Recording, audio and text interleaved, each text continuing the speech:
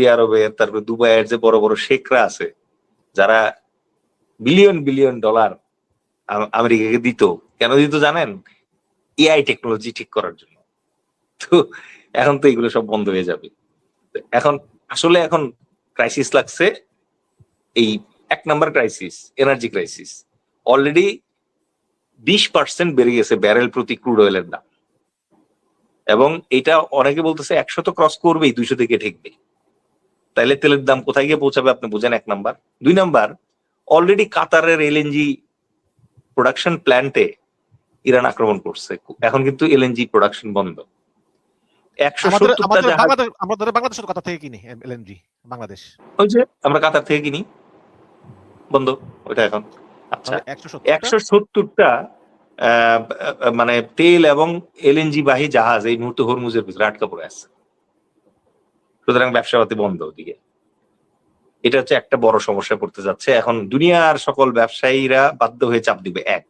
2 নম্বর হচ্ছে বেশিরভাগ জাহাজ আগে যেগুলো মনে করেন যে রেড সি হয়ে আসতো, এখন আর রেড সি হয়ে আসতেছে না। তারা কি করতেছে? ঘুরে ওই যে দক্ষিণ আফ্রিকার কেপ অফ হোপ বোধহয় ওদিক দিয়ে ঘুরে তারপর আসতেছে। এর ফলে প্রত্যেকটা জাহাজের জ্বালানি খরচ বেড়ে গেছে, কারণ জার্নি টাইম বেড়ে গেছে 10 থেকে 15 দিন। আচ্ছা, আরেকটা সমস্যা যেটা হয়েছে, আগে প্রত্যেকটা বাণিজ্যিক জাহাজের একটা ইন্স্যুরেন্স হইতো। এই ইন্স্যুরেন্স যদি আপনার না থাকে তাহলে প্রত্যেক কন্টেইনারে $1000 থেকে $5000 করে বেশি জরিমানা দেওয়া লাগে। এখন যুদ্ধ যেহেতু লাগছে, এখন ইন্স্যুরেন্স কোম্পানি আবার এখানে প্যাচ লাগাইছে, বলছে যুদ্ধের সময় তো আমরা কোনো ইন্স্যুরেন্স দেই না, যুদ্ধের কোনো ইন্স্যুরেন্স হয় না। তারা দিচ্ছে ইন্স্যুরেন্স বন্ধ করে। ইন্স্যুরেন্স যখন রাইট অফ হয়ে গেছে, এখন এক্সট্রা মনে করেন যে এই $1000 থেকে $5000 করে পার কন্টেইনার দেওয়া লাগতেছে। তো এখন আপনি খালি তেলের দাম না, এখন সবকিছুর দামই বাড়বে। ঠিক আছে? তো এই জাতীয় মনে করেন যে সমস্যার ভিতরে ইরান এখন বাধ্য হয়ে মনে করেন যে বিশ্বকে এই সমস্যায় ফেলছে। অলরেডি আজকে শুনলাম যে ট্রাম্প নাকি বলতেছে যে, ট্রাম্পকে জিজ্ঞেস করছিল যে ইরানে কি স্থল অভিযান করবেন? তো ট্রাম্প তো মনে করেন যে দুনিয়াটারে ভাবে এই রেসেলমেনিয়া, WWF, WWE এগুলা আগে খেলতো না সে, তো সে ভাবছিল যে এটা বোধহয় এরকম। তো সে এখন নাকি ট্রাম্প বলতেছে যে না, এই ইরানে স্থল আক্রমণ চালায় আসলে আর কোনো লাভ নাই। আমরা তো চাইছিলাম রেজিম চেঞ্জ করতে, ইরানের লোকজন তাদের সরকার নিজের মতো করে করে নিক। ঠিক আছে, কিন্তু এটা কি সম্ভব? এখন আমেরিকার তো লেজ গুটাইতেই হবে, বুঝেন নাই? ইরান যে স্ট্যান্স নিছে ওর তো দেয়ালে পিঠ থেকে গেছে। আচ্ছা, এখন আসেন হচ্ছে যে ধরেন এটা তো আমি গল্পচ্ছলে আপনারা বললাম, এবার আসি হচ্ছে সেই বক্তব্যে, যেটা হচ্ছে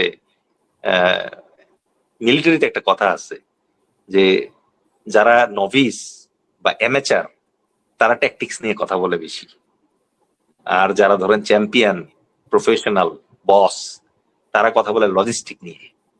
কারণ ধরেন দুইটা পক্ষের যুদ্ধ হবে, যুদ্ধ কখন শুরু হবে এটা কে নির্ধারণ করে বলেন তো?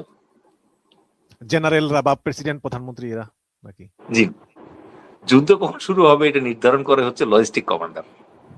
কারণ আপনার জাহাজ জায়গা মতো পৌঁছাইছে কিনা, সব জাহাজে গোলা আসছে কিনা, সব জাহাজের তেল আসছে কিনা, এইটা যখন সে রিপোর্ট ওকে দেয়, তখন গিয়ে জেনারেল সাহেব অথবা প্রেসিডেন্ট সাহেব অথবা রাজা মশাই বলে যে হ্যাঁ এইবার আক্রমণ করো। ঠিক আছে? আচ্ছা, যুদ্ধবিরতি কখন হয় বলেন তো? যুদ্ধবিরতি যখন প্রেসিডেন্ট মনে করে যে আর দরকার নাই, এনাফ ইজ এনাফ। যুদ্ধবিরতি হয় যখন লজিস্টিক কমান্ডার বলে যে তোমারে আর কালকে থেকে গোলা দিতে পারবো না, গোলা আসতে আরো 3 দিন লাগবে। ঠিক আছে?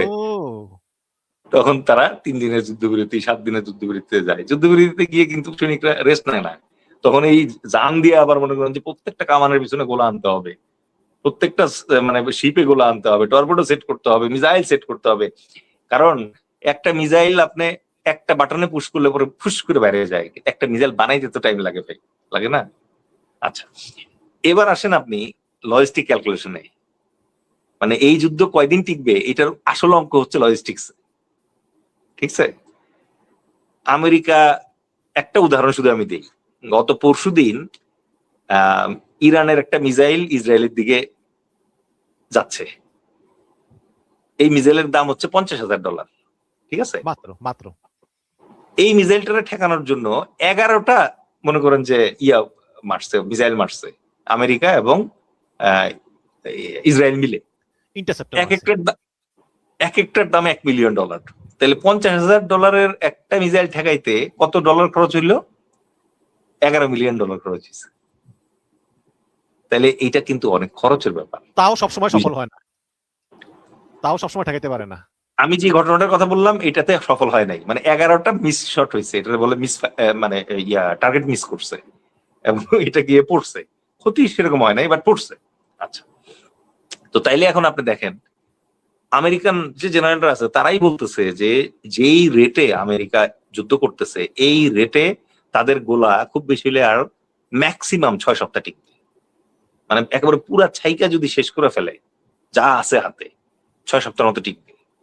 এবং এই 6 সপ্তাহের ভিতরে পরবর্তী প্রোডাকশন যদি রেডি না হয় তাহলে 6 সপ্তাহের ভিতরে যুদ্ধ সিজফায়ারে যাইতে হবে আমেরিকা। ওকে, আচ্ছা। ইরানের ধরেন ইরান গত 20-30 বছর ধরে এই মিসাইল জমাইতেছে, কারণ তারা জানে যে একদিন যুদ্ধে যাইতে হবে। কিন্তু ইরানের মিসাইলও কিন্তু অফুরন্ত না।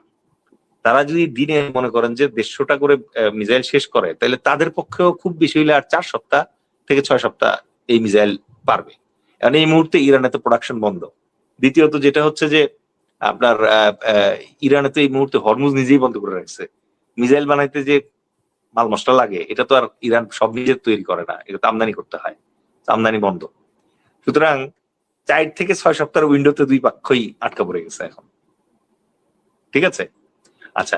যুদ্ধ যদি এই 4 থেকে 6 সপ্তাহ চলে, এই 4 থেকে 6 সপ্তাহের ভিতরে কিন্তু ইকোনমি মোটামুটি ঘুরে যাবে এবং পুরা বিশ্বে একটা মন্দা দেখা দিবে। ঠিক আছে, এই কারণে ধরেন এখন যদি আপনি জিজ্ঞেস করেন যে এই যুদ্ধ কতদিন চলবে, কেন ট্রাম্প পিছু হটতেছে, কেন ট্রাম্প এখন ওই সুরে কথা বলতেছে, যেমন যুদ্ধের একদিন যেদিন আয়াতুল্লাহ মারা গেল খামেনি, তার একদিন পরেই ট্রাম্প কিন্তু ওই ওমানের মাধ্যমে এবং ইটালির মাধ্যমে প্রস্তাব পাঠাইছিল যে আর যুদ্ধ করার দরকার নাই, আসলে যুদ্ধ বিরতিতে যাই। ইরান মানে নাই। ইরান বলছে যে যুদ্ধ তোমরা শুরু করছো, কিন্তু যুদ্ধ কবে শেষ হবে এটা আমরা বলবো। আচ্ছা, এখন এই অবস্থায় এসে মনে করেন যে যুদ্ধের পুরা ঘটনা আটকে আছে।